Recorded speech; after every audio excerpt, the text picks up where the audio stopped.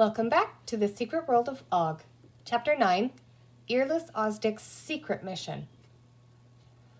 Pamela lay daydreaming beneath the patch of giant mushrooms at the top of the ridge overlooking the town of Oggs. She had quite forgotten where she was. The events of the afternoon had come as less of a surprise to her than to the others, for Pamela saw so many strange things with those large, brown eyes of hers that she was no longer surprised by small creatures or odd faces. She knew that there was nothing more that could be done for the moment, and that it would be foolish for either Patsy or her to show themselves. And so she lay on her back, staring up through the mushroom tops, lost in a world of her own. She had just about decided what she would be when she grew up. Penny, she knew, was going to be a captain. She didn't know what she was going to be a captain of. A baseball team, possibly, or an army, or maybe an aircraft carrier. Penny said it was time a girl was captain of something. Only boys seemed to be captains, and that wasn't fair. Patsy had announced that she was going to be a jockey. Pamela, who had doubts about Penny being a captain, thought that Patsy would probably make it. Peter was going to be a garbage man, replacing the unfortunate Mr. Whipple after he was killed in an accident. But Pamela had different ideas. Pamela had decided that afternoon that when she grew up, she was going to be a mother. She would live, she thought, in a small, cozy little house, quite a bit like the playhouse, and she would have 7 children, all of them girls. They would be named after flowers: Daisy, Petunia, Pansy, Rose, Columbine, Marigold, and Tulip. The children would wear party dresses most of the time, with several petticoats, and Pamela would cook for them. Pamela decided that for breakfast they would all have scrummies, the sugar-coated cereal that tasted like toffee. They would have 7 packages of scrummies at a time so that everyone could have a prize. For lunch, they would have French fried potatoes, and for supper, Pamela would make a chocolate cake with frilly icing. They would all sleep together in one big bed, she and the 7 children, and they would read Anne of Green Gables aloud, and on special days, perhaps the Mad Monster, although Pamela wasn't sure that small children should be allowed to read comic books, especially a comic book as silly as the Mad Monster. "Pam!" Patsy was shaking her. "I think something's happening." While Pamela had been daydreaming, Patsy had been examining the scene below them with lively interest. She could see the people scurrying up and down the streets and in the small square near the river. On the water, she could see a good many little boats moving about, propelled by green men with long poles. She saw no animals, but she spotted several parties far over to the right, climbing up the slopes and chopping down clumps of mushrooms. "Look, Pam," she whispered. Not far away, a group of workers was dragging a huge mushroom down the slope toward the little town. "Where do you suppose they're taking it?" Patsy asked. "They're probably going to eat it," said Pamela, and the thought made her hungry. She wished she had a heaping bowl of vitamin-rich, energy-building scrummies in front of her, topped with bananas, just like in the advertisements. The men had reached the bottom of the slope, and the 2 girls saw them hoist the big mushroom on their shoulders and move off down the street with it, like ants at a picnic carrying away a giant breadcrumb. There was a large, round building not far away, and into this they took the mushroom. "I suppose it's some sort of mushroom factory," said Pamela. She peered off into the darkness to see where the river went, but it vanished into a kind of haze, winding in a glittering chain across the landscape. There was no grass anywhere, Pamela noted, only a soft, velvety fungus on the rocks. When you walked on it, it was a bit like treading on a carpet. Pamela reached down and peeled some of the fungus off. It was just like cloth. "Perhaps they make clothes out of it," she said to Patsy. "I saw a guy wearing doll's clothes," Patsy told her. "Don't be silly, Patsy," Pamela said. "No, I really did, Pam," down below." "I don't believe it," said Pamela firmly. "Though I wouldn't blame them if they did," she added, half to herself. "It looks like a pretty dull place to live. I wonder what they do for fun." "They probably make up games and things," Patsy said. "You know, like we do." She had taken 2 toads, a green frog, and Snavely, her pet garter snake, out of her pockets and was playing with them. The reptiles were rather groggy from having been cooped up so long, and so made no attempt to escape. The frog, indeed, had been in Patsy's pocket for almost 2 days. The night before that, he had slept in bed with her. He was feeling quite cranky and out of sorts, and would have felt much worse if he hadn't had a nice drink of water during the trip down the river. Pamela had already started to daydream again. She thought of all the events that had taken place that afternoon.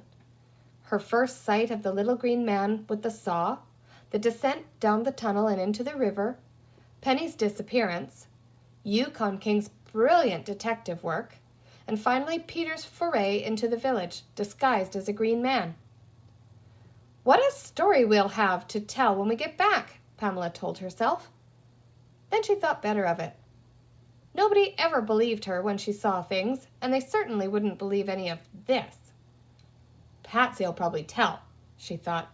"She tells everything. Well, they won't believe her either." "Pam!" Patsy was tugging at her again. "Somebody's coming!" At the same moment, Yukon King gave a low growl. Pamela peered out from between the mushroom stalks and, to her dismay, saw a gang of green people climbing the slope toward their mushroom patch. They were carrying tiny hatchets, and she saw that they intended to chop down the very mushrooms they were all hiding under. "Maybe we could sneak back to the next patch," Patsy was whispering. "There isn't time. They'll see us." "Then what do we do?" Patsy said, and Pamela saw that she was about to burst into tears. "I don't know," said Pamela, feeling the weight of responsibility heavy on her shoulders. Even as she spoke, she could see the green legs of the men showing between the mushroom stalks. In another moment, they would start to hack them down. We are being left on a cliffhanger.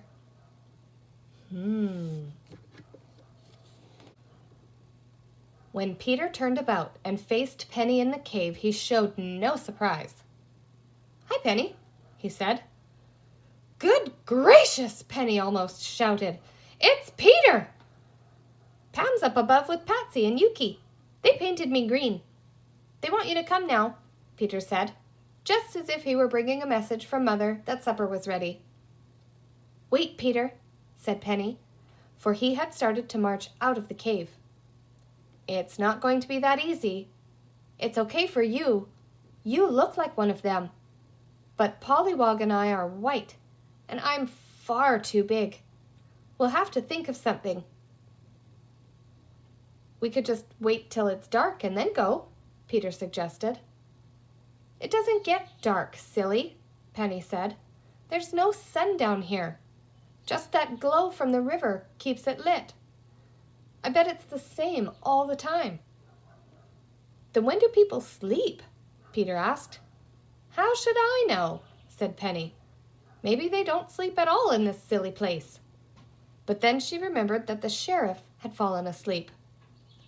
"Maybe they all sleep at different times," she said. "They don't really seem very organized about anything." "Let's shoot our way out," said Peter fiercely. "Well, it may come to that," Penny told him. "Anyway, you take one of these guns."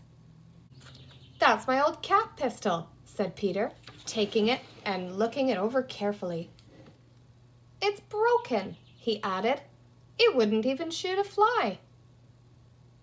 "They don't seem to know about that," said Penny. "Or at least they don't seem to care. It's like they were all playing a game or something.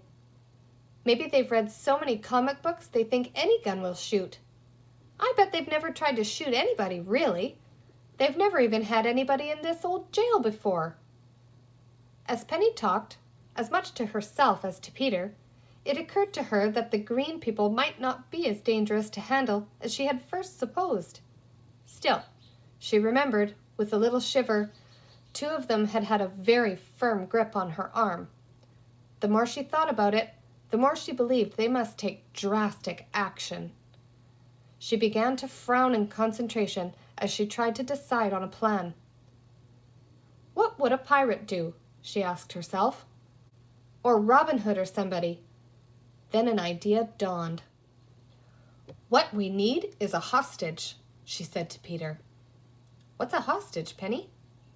Well, it's sort of like a prisoner. What we have to do is capture one of the green people and hold him in front of us.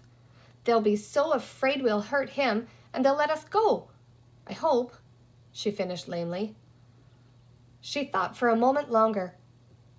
He really ought to be somebody important, she said. Him? Asked Peter, pointing to the sheriff, reading away at his comic books inside the cell. I don't really think he's very important, Penny said dubiously, even if he is a sheriff. That's my old badge, Peter said suddenly, going over to the cell. Give me my badge, he said, pointing his cat gun at the sheriff. The sheriff unpinned it and meekly handed it over. Oh, Peter, you've given me another idea, Penny said. You can be sheriff. How? Why, take the cowboy hat and the gun belt and the badge and just walk about. Who'll know the difference? If they're all as dumb as he is, you'll get away with it. All right, said Peter. I'd like that. He had achieved 2 ambitions on this hectic afternoon. First, he had finally got himself painted green. Now he was going to be a real sheriff with a hat and a gun belt. What red-blooded boy could wish for more? Now look, Pete, Penny was saying. The Pollywog and I will stay here. I have a feeling somebody will come soon, so don't be any longer than you have to. If anybody does come, I'll try to stick them up and lock them in the cell. Your job is to find somebody of importance and arrest him. Bring him back here and we'll use him as a hostage. How will I know? Peter asked. Know what? Who's important? You'll just know. You can always tell important people by the way they walk and the way they act. They look important. All right, said Peter. I'll try. We really ought to get a message back to Pam, though, Penny said thoughtfully. She's going to be worried, not knowing what's going on.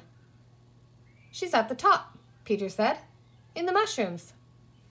Yes, but we can't shout at her. If only Yukon King were here, he could take a note. How about him? Said Peter, picking up Earless Osdick. You know, I believe he could, said Penny. I'll see if I can get some paper. She rummaged around and finally tore the back of one of the comic books. Then she looked about for a pencil, but there wasn't a sign of any writing instrument in the cave. They probably don't know how to write, Penny said. What are we going to do? Some of my paint's still wet, Peter told her, and he smeared his finger across the comic book to show her. Well, it'll have to be a short note, Penny said dubiously. She got a small stick and, using some of the paint, printed across the comic book cover in these words. Pam, we are all okay. Wait. At least that'll make her feel better, she said. Now, Osdick, here's your chance. And she rolled up the paper and put it in Osdick's mouth. Good dog, said Peter, who knew that Osdick hated to be considered a cat. At these words, Earless Osdick looked very pleased and tried to wag his tail. Take him outside, Pete, Penny said, and show him where to go. Peter took the cat outside and pointed to the mushroom clump on the cliff, high above the cave and slightly off to one side. Go find Pam, he said. That's a good dog. Off went Earless Osdick, belly down on the ground as he'd seen his pal Yukon King go. He felt very proud that he had been trusted with a vital mission. He He pretended that he was a fierce police dog crossing no man's land with a message for the Allied General Staff. "Arf, arf," said Osdick to himself, barking like the dog in the comic strips. "Arf, arf." He slipped from boulder to boulder, wriggling under the mushrooms and sliding along the velvety fungus covering, holding Penny's note tightly in his mouth. He was trying to follow Peter's directions, but as he had his nose right on the ground and could see very little, he wasn't exactly sure where he was going. Finally, he raised his head up and looked about him. He saw at once that he was lost. Worse than that, he was in terrible danger. A group of 3 or 4 green men were running toward him, waving hatchets and shouting, "Og! Og!" at the top of their voices. Osdick turned about, intent on escape, but he was too late. A second party of green men had come up from below. One of them reached down, and before the little cat could wriggle away, seized him by the scruff of his neck and tore the note from his jaws. "Arf, arf," said Osdick in his boldest voice, but all that really emerged was a rather frightened